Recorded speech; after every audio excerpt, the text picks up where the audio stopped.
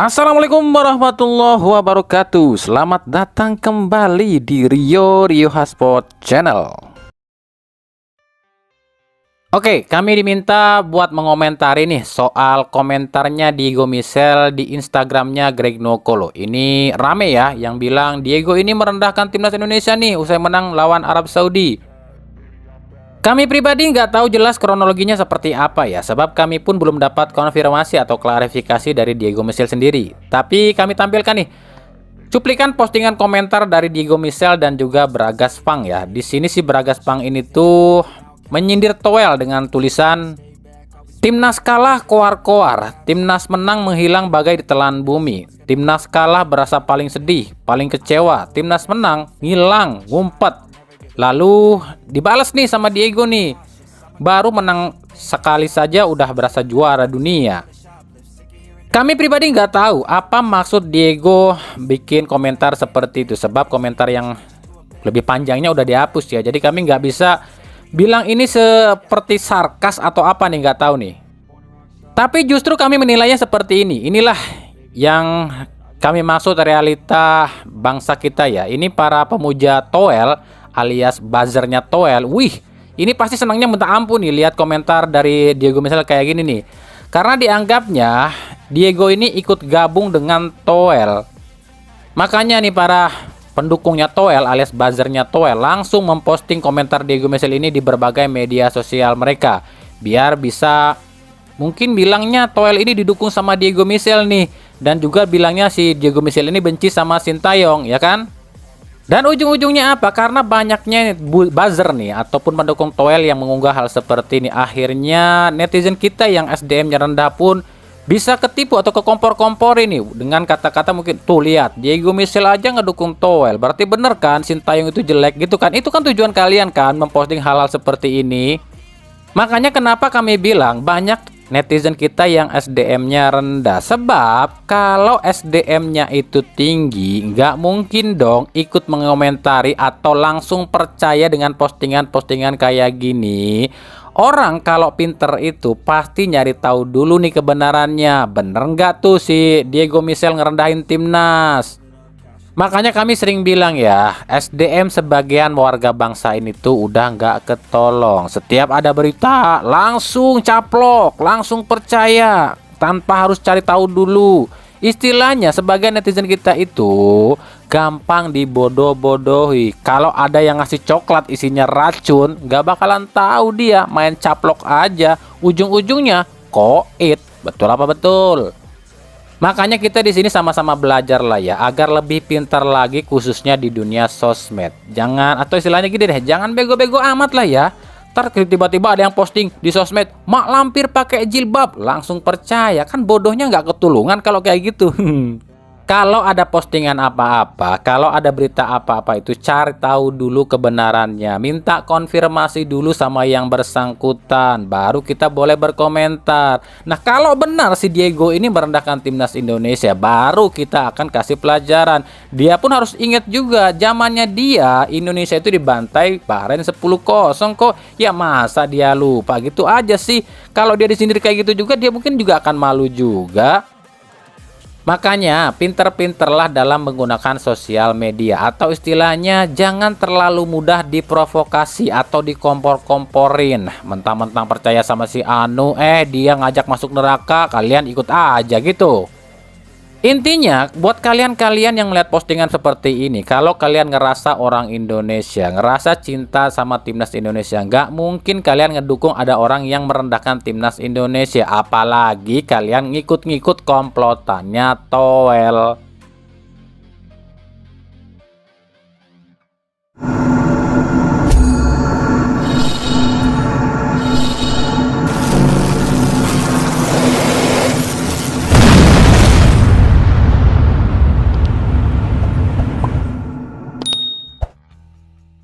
Dari AFF, PSSI sudah merilis 33 nama untuk skuad AFF di bulan Desember ini. Ini bukan full squad ya.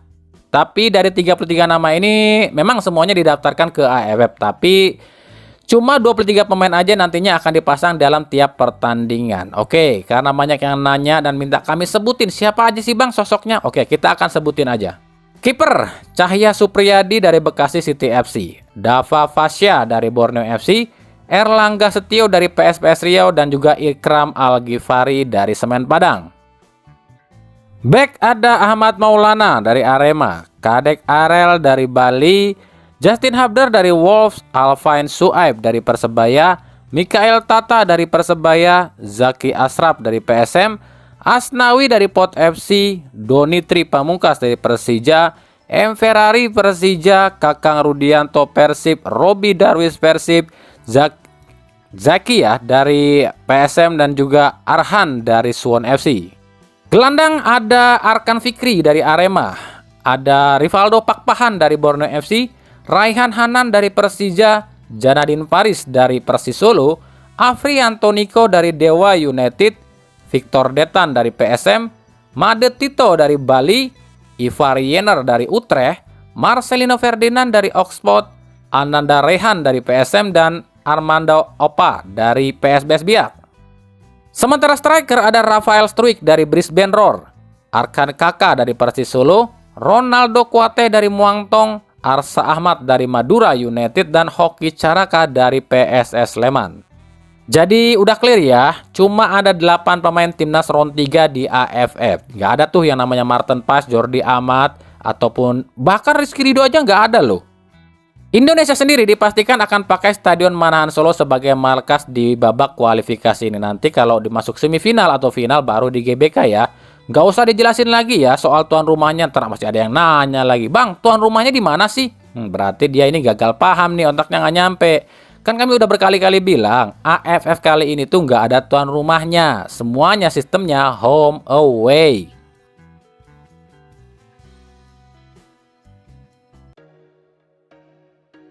Kita lanjut ke berita klub aja ya. Kita mulai dari Persis Solo nih. Persis Solo udah meresmikan Om Kingsway sebagai pelatih barunya. Pelatih asal Malaysia ini akan berada di Solo ini selama sampai akhir musim. Kalau bagus ya dipertahankan, kalau enggak ya mungkin nggak akan dilepas lagi ya. Tapi buat kami ini jitu sih apa yang dilakukan oleh Persis Solo, sebab Om Kingsway ini datang ke Persis Solo sebelum bursa transfer dibuka ya. Kan jadinya akan bikin penasaran nih, siapa aja sih pemain yang akan dibawa Om Kingsway ke Persis Solo? Apakah ada Sadil Ramdhani? Kalau kami lihat ini beberapa pemain kesayangan Om Kingsway selama dia menjadi pelatih. Apakah ada nih yang akan dibawa ke Solo ya? Yang pertama adalah Fadli Sas, bek tengah asal Malaysia berusia 33 tahun yang saat ini main di Sri Pahang. Ini bisa diambil nih atau dibawa Kingsway nih ke Persis Solo, sebab dia akan berstatus free transfer nih di bulan November ini sih. Yang kedua Dominic Tan, bek tengah timnas Malaysia berusia 27 tahun yang saat ini menjadi bek tengah Sabah FC juga sih. Tapi ini agak sulit nih sebab kontraknya ini masih panjang nih sampai Agustus 2025. Yang ketiga tentu saja Sadil Ramdhani ya, bukan rahasia umum lagi ya kalau Sadil ini anak emasnya dari Om Kingsway. Tapi apakah nih akan ke Persis Solo? Sebab Sadil ini ada rumor atau isu ya akan ke Persib Bandung di jendela transfer ini. Kalau untuk Sadil sendiri sih kalau ke Persib kami juga nggak tahu ya, sebab ini tergantung dari Teddy Cahyono, apalagi Teddy Cahyono sekarang udah nggak di Persib. Sadil sendiri saat ini kontraknya masih tersisa sampai akhir musim di Sabah FC. Jadi kalau mendapat pendapat kami pribadi, Sadil akan tetap di Sabah FC sampai akhir musim 2025. Yang keempat, Joao Pedro, striker utama Sabah FC yang sejauh ini udah cetak 6 gol dari 6 laga. Ini pun didatangkan Om Kingsway dari Liga Vietnam. Nah, kita tunggu nih siapa yang akan ikut Om Kingsway ke Persis Solo.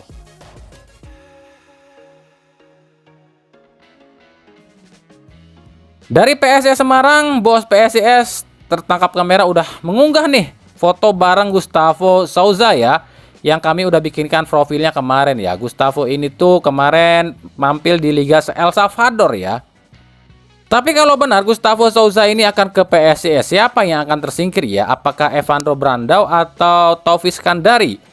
Kemungkinan sih dua-duanya sih, sebab selain Gustavo masih ada nama Bruno Katanhede dan juga Rodrigo Diaz yang sama-sama striker yang tengah bukan dibidik lagi sih, tengah proses di PSIS Semarang.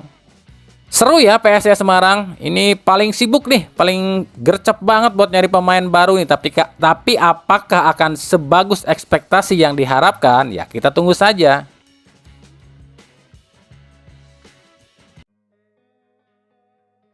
Dari Bali United, pelatih Bali United Stefano Cugura akhirnya buka suara soal keputusan LIB menunda laga Bali lawan Persib yang diundur sampai bulan Januari 2025. Menurut Teko, perubahan jadwal ini merugikan Bali United sebab ini artinya Bali United harus tunggu sebanyak 13 hari untuk bisa lakoni laga Liga 1 lagi, yakni lawan PSM Makassar. Namun demikian, Teko mengaku akan menerima keputusan LIB. Sebab menurut Teko ini demi ranking liga juga. Menurut saya situasinya kurang bagus buat Bali United. Kami di tim sudah menunggu 19 hari buat main melawan Dewa United. Sekarang kami harus menunggu 13 hari melawan PSM Makassar.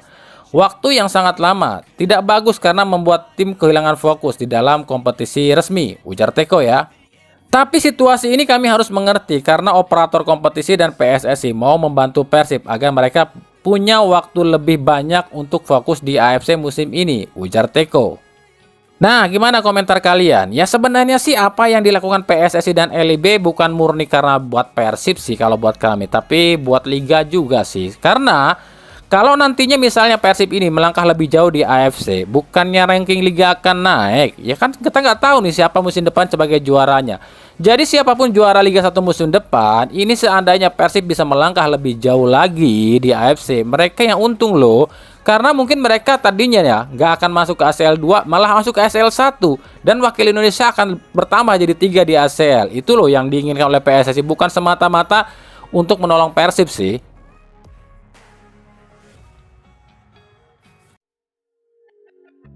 Dari Persija Jakarta, Persija kabarnya tengah membidik 2 pemain lokal baru nih, dan dua-duanya berposisi sebagai bek kiri.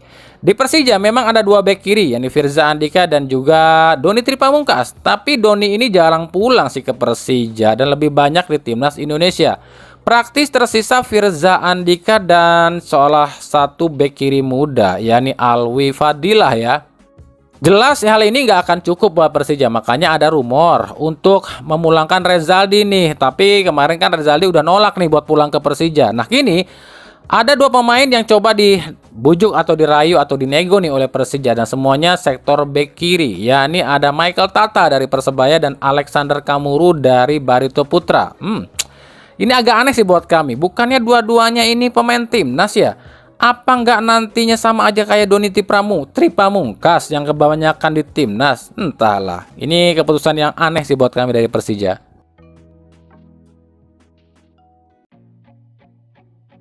Dari Borneo FC, Lucas Salinas menjadi atau menambah daftar ya pemain yang cedera ACL di Liga 1 musim ini. Gelandang asal Brazil berpaspor Spanyol ini harus menepis sampai akhir musim. Maka dengan ini Borneo FC kabarnya akan mencari penggantinya. Nah, nama gelandang serang milik Borneo FC asal Uruguay, Matias Mayer, kabarnya paling santer nih, diisukan akan merapat ke Borneo FC. Selain Lucas Salinas, Borneo FC pun kabarnya akan mencopot atau melepas salah satu bek asingnya, yang kemungkinan dia adalah Ronaldo Rodriguez, yang juga karena cedera ya. Nama bek tengah Bekasi City FC, Renan Alves, kabarnya paling mencuat nih untuk didatangkan Borneo FC di paruh musim ini, sebab bos Borneo FC Nabil Hussein sudah tertangkap kamera tengah bertemu dengan Renan Alves dan juga Leo Lelis ya. Tapi kalau soal kebenarannya kami pribadi nggak tahu ya, nikmatin aja rumornya dan tunggu saja sampai Desember dan Januari 2025.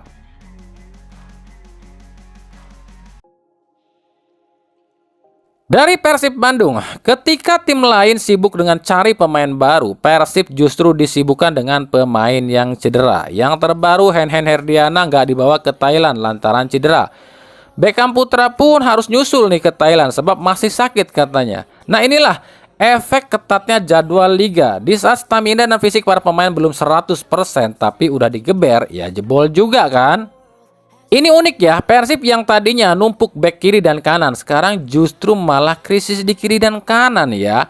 Bek kiri tersisa cuma Edo Febriansa, bek kanan udah habis malah ditempati sama Kakang dan Robi Darwis. Bahkan Kakang dan Robi Darwis dipanggil ke timnas, habis udah tuh bek kanan Persib.